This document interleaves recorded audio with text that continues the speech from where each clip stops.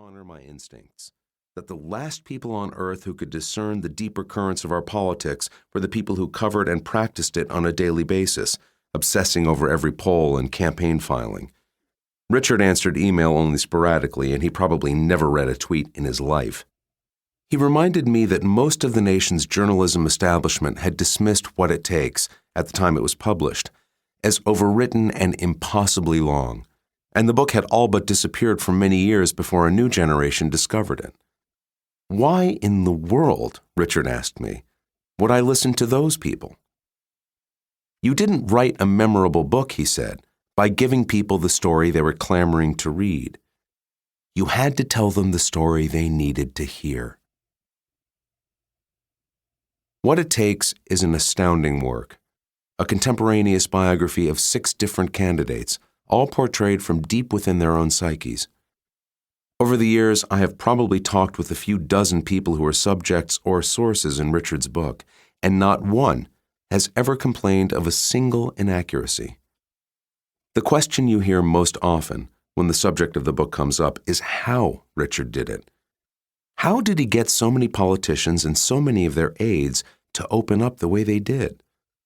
How did he come to find himself in their rooms and in their cars, and frequently even on their couches for the night? To know Richard was to know part of the answer, at least. His mind was open, his curiosity genuine and boundless. I have known celebrated reporters who give entire seminars on the art of eliciting candor from their subjects, how to put someone at ease, how to structure the questions, where to put the digital recorder. Richard trafficked in none of this witchery. His only trick was his sincerity, a yearning to understand the vantage point of whomever he was talking to. He listened, which is the most underrated skill in journalism, and probably in life.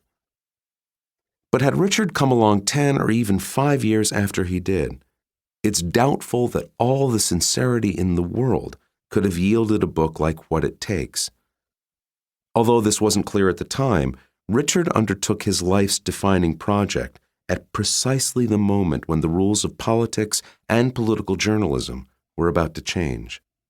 His book was, in a sense, a bridge between the last moment, when generations of politicians had trusted most journalists and had aspired to be understood, and the next, when they would retreat behind iron walls of bland rhetoric, heavily guarded by cynical consultants. You could argue with some merit that Richard actually helped bring about this shift in the political ethos, or at least hastened it. What It Takes spawned legions of imitators who sought to penetrate the minds of candidates in exactly the same all-knowing way, but most often they mistook the point of Richard's work. Where he was most interested in illuminating worldviews and reconstructing the experiences that shaped them, his disciples were increasingly obsessed with personalities and unflattering revelations, the portrayal of politicians as flawed celebrities.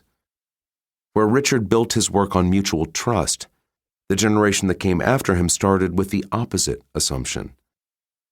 And the more these journalists tried to recreate the intimacy of What It Takes, the more unattainable their aspirations became.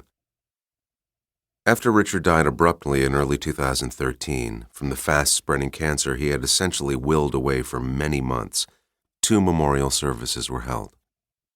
At the small remembrance in Chestertown, the last eulogy was offered by Martin O'Malley, Maryland's governor, who had met Richard as a 21-year-old operative and had stayed close to him ever after. During O'Malley's first run for mayor of Baltimore, Richard would call him on his cell phone, barking out advice.